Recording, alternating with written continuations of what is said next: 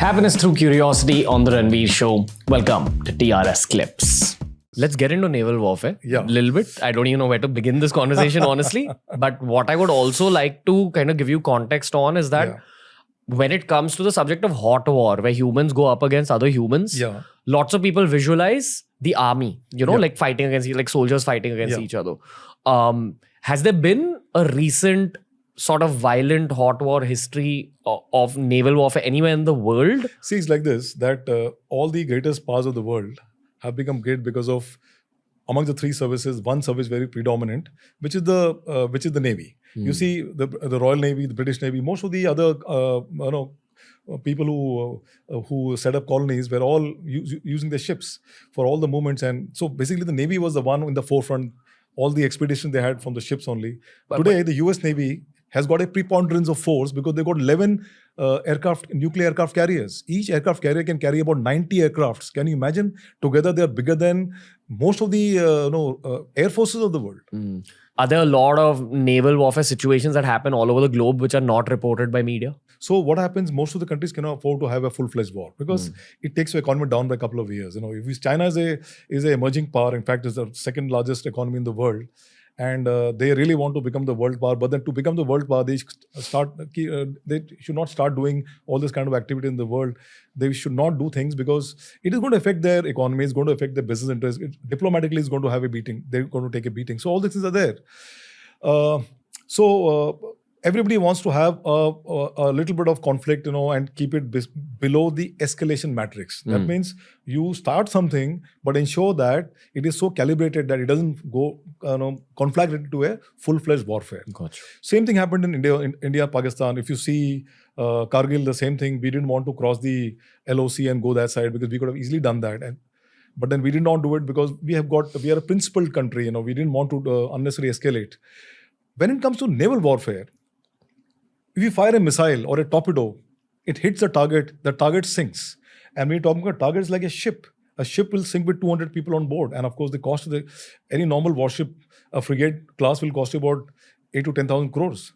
So that's the amount of damage, plus the psychological damage. So that's why Navy doesn't get involved in very small time skirmishes. Navy gets involved in something called a LIMO, low intensity maritime operations. That is, people do gun running, they do human trafficking, they do some kind of, piracy operations and all these small operations. They're the Navy, during peacetime they do it. That's fine. But, I think after the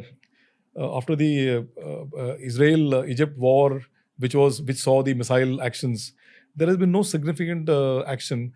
Only now in Ukraine, you found one of their warship was sunk. Can I pitch a geopolitical concept to you? And this is from my understanding from the show. Please correct me if I'm wrong. Is it true that if you control the seas, it is extremely beneficial to your economy and therefore your geopolitical power in the world? And is that the reason why the Navy is so key to geopolitical power? 100%. See, actually, when our late Prime Minister Nehru, he said, if you control the sea, you actually can influence issues on the land. And is it because the seas provide food? Like, is that the reason? Not only food. Actually, see, if you come to the world trade, almost 90% of the world trade moves by sea. Trading what? Trading in crude oil, trading in petroleum products, trading in coal, minerals, everything, is being carried from one country to the other. Import, export, all those things happen. So they are carrying the trade. Now, coming back to India, 90% by volume and 97% by cost. That much trade happens through the sea route. So now that's why, to ensure that our sea lines of communication, that is, the shipping is not disturbed by inimical elements, even by other navies and other rogue elements, we need to have a strong navy. And not only strong navy, we need to have a navy which can actually react immediately. That's why, again, as I really cannot reveal much about the deployments of our ships, but I can just tell you that 2 years back, there were more than 150 warships of foreign countries deployed in the Indian Ocean region itself. And there were about more than 51 ships from the US Navy which are deployed at any point in time in the Indian Ocean region. What is the business here? The business here is to ensure that the business runs. Without the preponderance of force, that to a naval force which can actually dominate that area, control the seas, and ensure that there is a smooth flow of traffic of the trade, they have to be there. like how they say wars are won or lost based on logistics. So this is the economic version of it in terms of the economy of countries is heavily dependent on mercantile marine. And you guys protect the merchant navies. Yes, we have to ensure that our sea borders are protected. We have to ensure that our the sea which come under Indian jurisdiction are not exploited by the other powers. Gotcha. Till the economic, exclusive economic zone, and beyond that is the high seas. But within that, they should be protected. And then third, you have to ensure that our energy security. That means, petroleum products and, gas products, all these things which are coming by tankers and all these things. 1 or 2 million barrels of oil is required every day in India to sustain the economy. So every country has got something called a strategic oil reserves. I may be wrong with my figure. Sure. But that's not of much interest to the general public. Just to suffice to say that a lot of oil is required by the country to run the economy on a daily basis. So what countries do is that they develop something called a strategic oil reserves. If you don't have strategic oil reserves, obviously you will come to a grinding halt. You cannot run your aircrafts, you cannot fly your aircrafts, you can't run your tanks, you cannot move your ships, and then nothing can happen. You as good as surrendering while being in a harbor. One know about naval warfare, sir. Yeah. I've kind of again got so many places to go with this. How do you even explain naval warfare to someone who doesn't really understand it? Because I'm sure there's deep levels of strategy, maneuvering the ship, the way you'd use the weapons. How do you even explain it? Actually, when people talk about warfare, I don't think people even understand what is army warfare. What they see now in the news media is, they watch a movie called Border and they know there's a line of control is there and there are fighting going on from here, fighting going from there. They need to do artillery firing, they do artillery firing. This is not warfare actually. This is very simple, one of the lowest level of warfare. Then what they understand is, you see, people having people getting into encounter in J&K and even the Northeast against terrorists and all. So people understand this because they see people in camouflage uniform from the army and also from the other security forces, and they're doing this kind of anti-terrorist operations. I think the general public feels that is what is army warfare. That's not so. In fact, that is actually police role actually. Army is not meant for that. But when one of the duties of our army is to, when they're called upon to do internal security, so they do it, and that's why they're doing it. Because they're the most organized force and the most well-trained force. That's why they are deployed for this kind of operations. Otherwise, this is not this is one of the smallest speck of army operations. Even the army operations are very, very high-tech in the sense that not only high-tech in terms of the equipment they use, but also the thought process, the strategies they make, the kind of to further progress with the operations. So it's complicated by itself. Coming to the Air Force operation, no one understands. They all know Balakot strike and that's about it. That is one small part of the Air Force operation. If that was so, Indian Air Force doesn't have to be the 5th largest or 4th largest Air Force in the world. We got about 800 aircrafts in our kitty. Then coming to the naval operations, obviously as compared to these two, they are more visible because they are in land. But any warfare at sea is something which people don't come to know about it because it is not so apparent and we don't operate in small scales. Naval warfare is always in large scale, and large scale means war. So that's the reason. But if I want to summarize what you want me to convey to the people who are watching, there are two concepts of naval warfare. One is called the sea control and one is called the sea denial.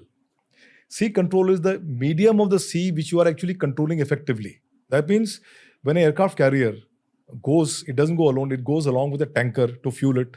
It goes along with other escort ships, which could be destroyers, which could be frigates. Now, destroyer and frigates are warships. And of course, the destroyers are slightly bigger than the frigates. And they've got missiles, they got surface-to-surface missile to destroy the enemy ships.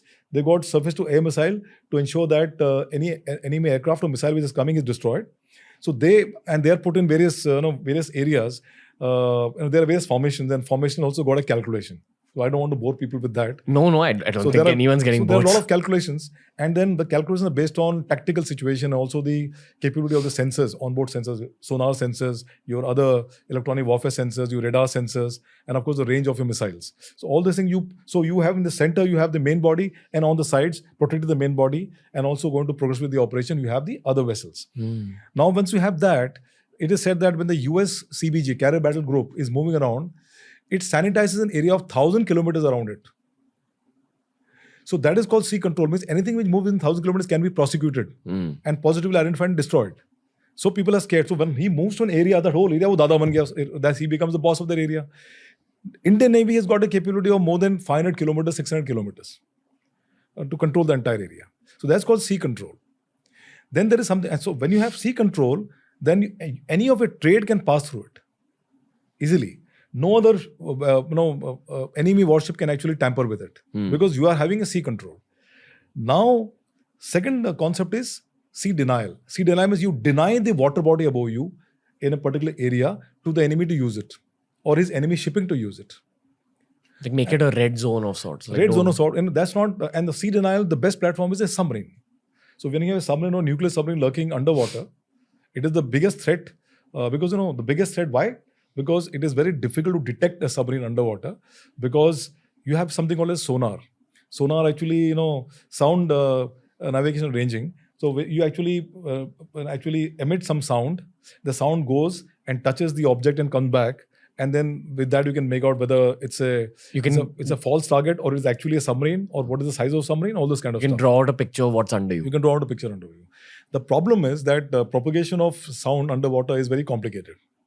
There is something called as the condition of how saline the water is, how cold or hot the water is, what are the what is the all these called the Bathy conditions. Okay. And then it's slightly complicated. So generally, what happens? A sonar of a warship sonar may not pick up a submarine, but a submarine sonar can pick up the warship because he stays in passive. Passive mode, he can actually listen to the propeller noise, he can listen to the ambient noise of his ship, and if he's transmitting through in sonars, he can actually pick up because he's in a better position. Gotcha. And he can pick up, and then he comes and takes up a position appropriate and fires a torpedo. If a torpedo hits a vessel, then the vessel doesn't survive. That is the potency of a torpedo, and that is why. Submarines are the most potent platform and the most effective platform for doing a sea denial. So when you say, my submarines are deployed here, the other way of sea denial is put mines, sea mines. I just explained. So you put sea mines and you say that, or you can declare a minefield.